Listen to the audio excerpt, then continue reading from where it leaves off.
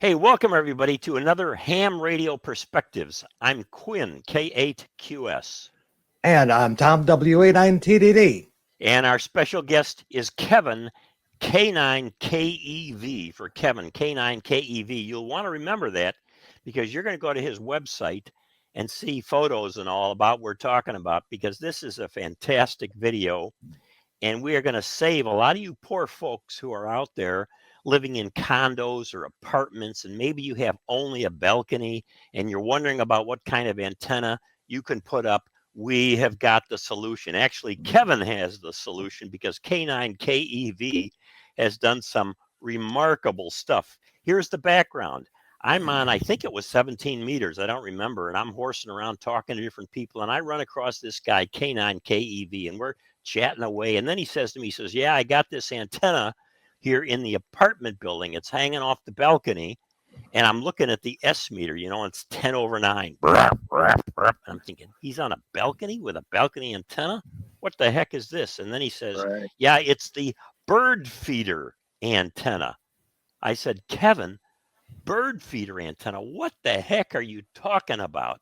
Now, before we get to showing you the bird feeder antenna, I'm going to turn it over to Tom, who's going to talk with Kevin a little bit about what it was like for him. And Tom and I grew up in that area too, in Chicago, where he was living in apartments and had to come up with wild antennas. Tom, it's all yours. Yeah, terrific. Yeah, that's great, Kevin. How did you come up with this urban guerrilla type of camouflage creativity? I mean, did you start looking at other installations, or was this something that you came up on your own? You did your own research and said, aha, this is going to work.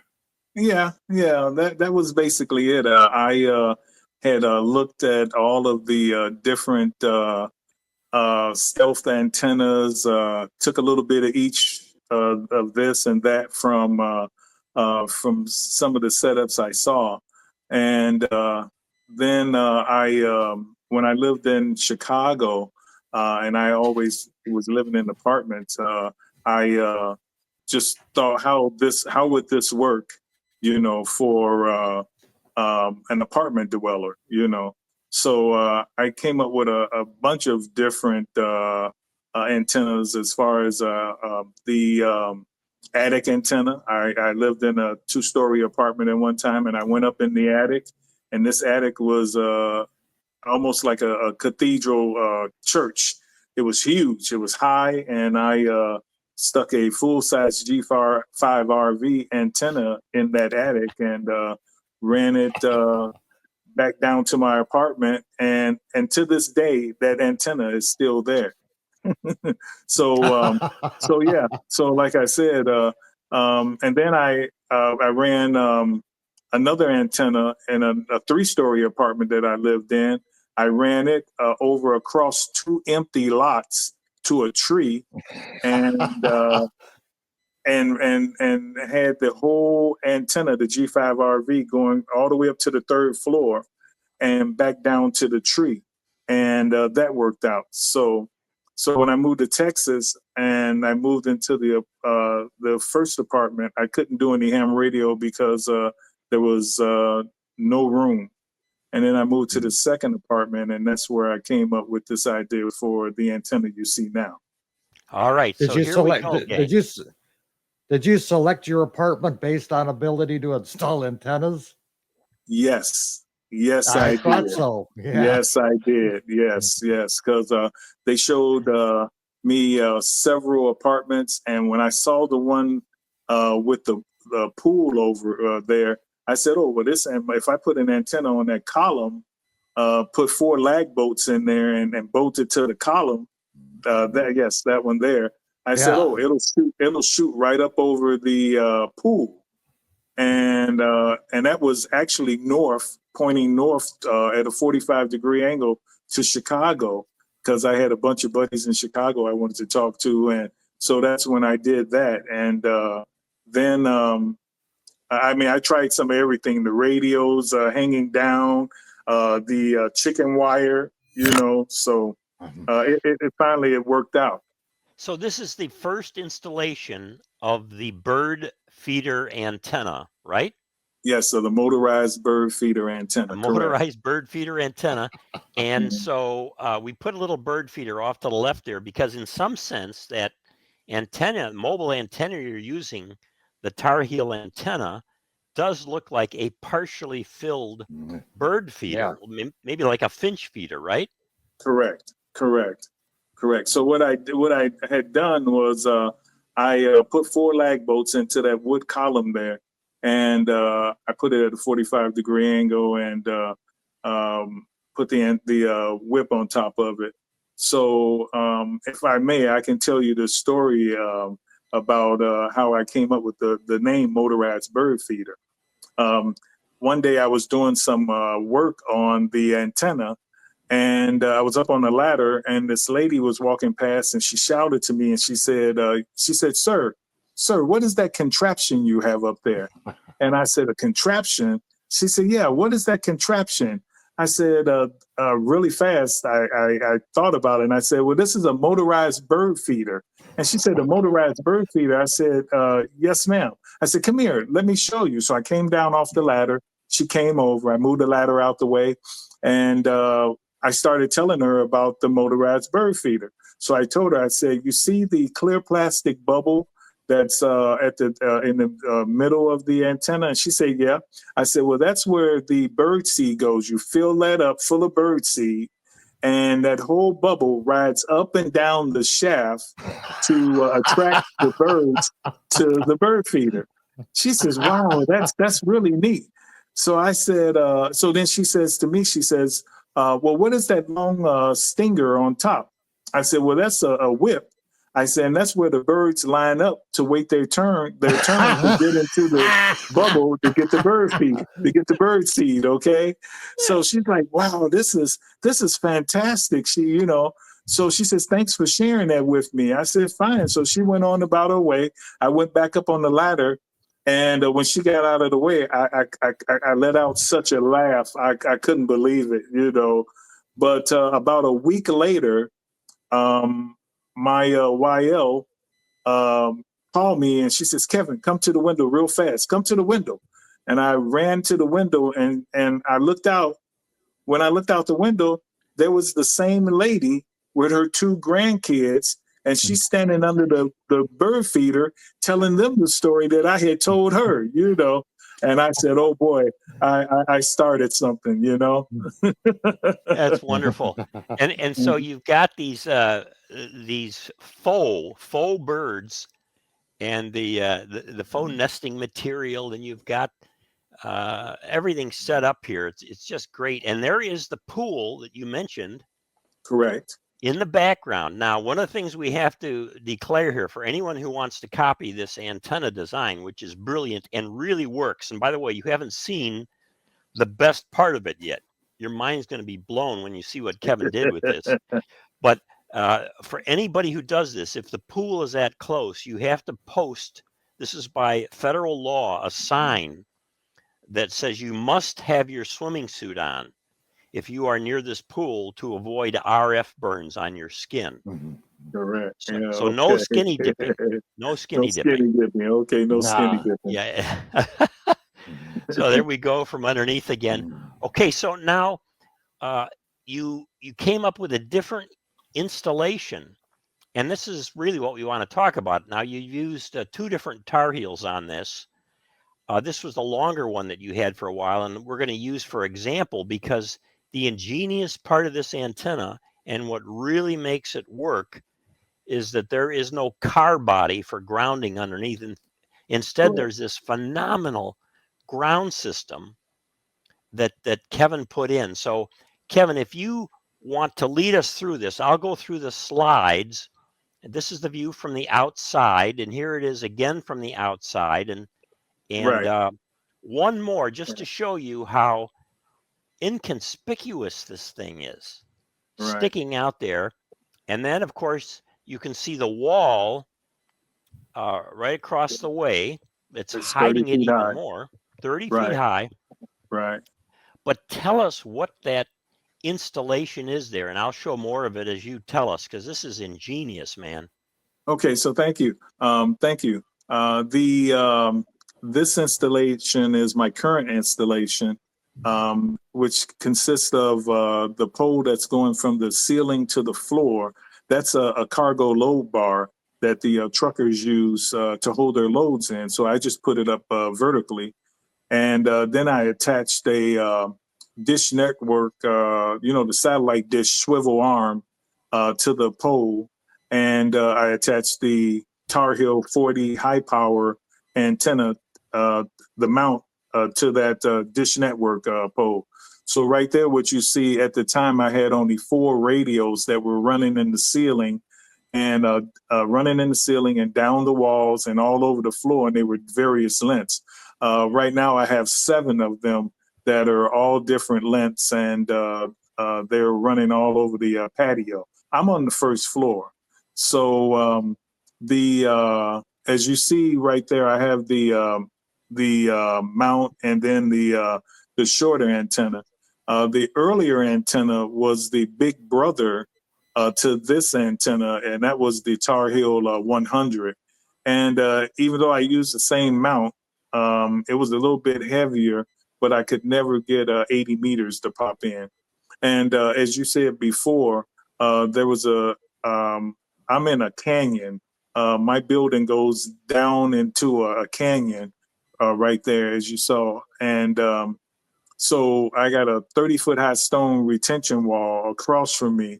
And my building is about 30 feet high. So I have no idea how this antenna is radiating. It's bouncing off of the wrought iron fence across from me. It's bouncing off the walls in between the buildings and going out on the ends or just going straight up in the air, And the fact that you're running those radials, Kevin, in the ceiling and you're on the ground floor means that nobody can see them. Right. If you were up above on the 3rd floor, let's say, and people were looking up, they could perhaps see those wires right there. Now you've got 7 of them. Right. Yeah. But that it looks like a spider web. Yeah. Yeah. Mm-hmm. So here's another shot. Again, there are more radials now, but you can see how they come in. How do you have them fastened within the to the ceiling, or however you're fastening them in there? Well, I used the coaxial cable, the ones with the nail in it, and it has like the U-boat, U shape, So I ran those. I put those in there and ran the wires within those coaxial fasteners, and the same thing as I ran them down the wall, and then I left. When I got to the floor, I just spreaded them all out and just let them run, however, wherever they wanted to run, so. Okay, guys, so you get the vision here. You get the equipment that he used to install it. And I assume that thing has got to be incredibly steady there, the way you have it mounted. It is because I put at the ceiling, I put a piece of square wood so it would make a hole in the ceiling up, for up above. And I used for the bottom, I did this. I think I did the same thing, but it works very, very well. A lot of hams are telling me, "Oh, well, you'll never get out, and it'll never work because you have, you don't have this or you don't have that." But that's all. To me, that's what ham radio is about. Is about experimenting and seeing what will work and what won't work. And so far, this has worked very well for me. I've gotten all over the world with this antenna setup. Man, it's fantastic. Tom, Yeah. What do you think? Yes. I'm still chuckling over his ad-libbed answer to Grandma about construction and utility of the bird feeder. But hey, if it gets out it gets out, and that's all that counts, right? I mean, an Yes. antenna is better than no antenna or a dummy load. So, Yeah. hey, a very creative, kind of underground type of installation you came up with there, Kevin. And if somebody does Thank say you. something about those radials, just hang some party lights or something on it and tell them that's for attracting the night birds. Yeah, exactly. Exactly. Yeah. So, but like I said, we hams have to be creative, and we gotta think about how we're gonna, what we're gonna do, how we're gonna set up. Because when I first moved to this apartment, I sat on the outside of the patio, and I did that for maybe about 3 days or so, just looking around the whole patio and thinking about how I could do this and how I can run that. I got another installation that I'm about to do with a wire, and I'm going to run it over to one of those the wrought iron fences and put a bungee cord on it, or maybe up in one of the trees that are Well, across me. I got don't go too far, Kevin, in case your next landlord is listening in. That's true. That's true. Yeah, And don't rent to this guy. yeah, right. But I've had no one say anything. I've had no one saying. I inquired at one time to my neighbors to ask if they were hearing anything unusual, coming through, TVs or whatever, and no one said anything, And sometimes I run a 400-watt amplifier, Wow. with a Kenwood TS480HX, and I just acquired a year ago a FTDX10, and I just put it in line. Okay. And so I'm going to try it with this antenna setup too. But yeah, that's my And your motorized, SWR is good on all the bands that the Tar Heel covers. my SWRs are flat on all the bands. Wow. Incredible. And yeah, incredible. Yes, it's incredible. Yeah. And like I said, when I was using the longer one, the 100, I could never get 80 meters to pop in, and I think that I needed a much longer radio. I mean, much longer, But I tried to add as much as I could, but I couldn't get it to pop in, so I took it down, and I took and put the 40 high power back up. So Yeah, there's the 80 there, right? Yeah. That's the Tar Heel 100, and it's twice the size and length of the 40 high power, the shorter one. So as you see, there's a tree across from me, and it doesn't go up when it is extended out to 40 meters. It doesn't hit the tree. The other one, the longer one, was hitting the tree too. The tree was hitting it. Okay, Kevin, listen, I was so delighted to meet you on the air with this walloping My signal. pleasure. Yeah, I it figured was a you had a pleasure. beam or something. Mhm. And then when I heard what you had, I said, sooner or later, we got to do a video on this, because there are a lot of hams out there in HOAs or in apartments, and they're wondering about how to get on the air. And even if they thought about putting an antenna like this out there, how they might disguise it. And your bird, what'd you call it? Automated bird feeder? Motorized bird feeder. The motorized bird feeder for the Tar Heel antenna. That is so great. So listen, gang, go to Kevin's website. We'll put a link down below too on QRZ, K9KEV for Kevin, KEV. And you'll see a couple of links there, and you can get his email address and fire him a note if you have any questions about the installation. Meanwhile, Kevin, if you do decide that you're going to try to run something else out there to where we see that tree or up to the railing or whatever, and try to get away with that, when the police come and they haul you off to jail, I'm going to give you have my cell number. I have a good attorney. Okay. And we'll come and bail you out. Okay. Okay. I thank you for that. And what we'll use as the evidence is that you're crazy. Okay. And we can guarantee that, because we can bring as a witness in the grandmother.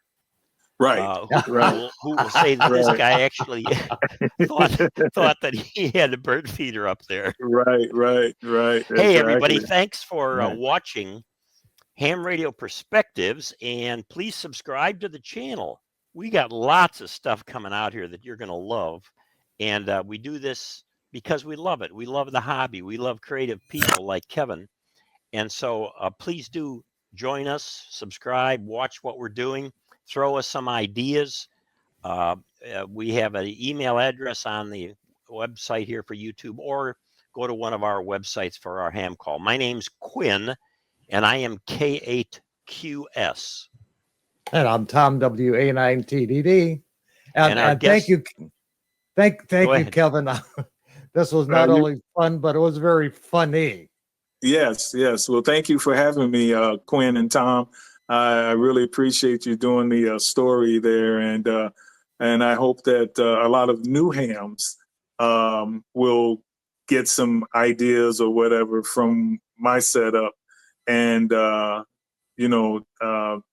and do what I did, or make something even better or a different design, and but not to let themselves get discouraged about Right. getting on the air, because there's lots of ways of getting on the air, and you just got to sit down and just think it out, and just try it. Just try. All you can do is try. That's yeah, right. and in your case too, you don't have to just use that on PSK or low power digital modes. No. I am proof of that, working you Mhm. with a phenomenal signal. So that Right. sucker really works. All right. Hey, thanks Right. everybody for watching 7-3 from all three of us.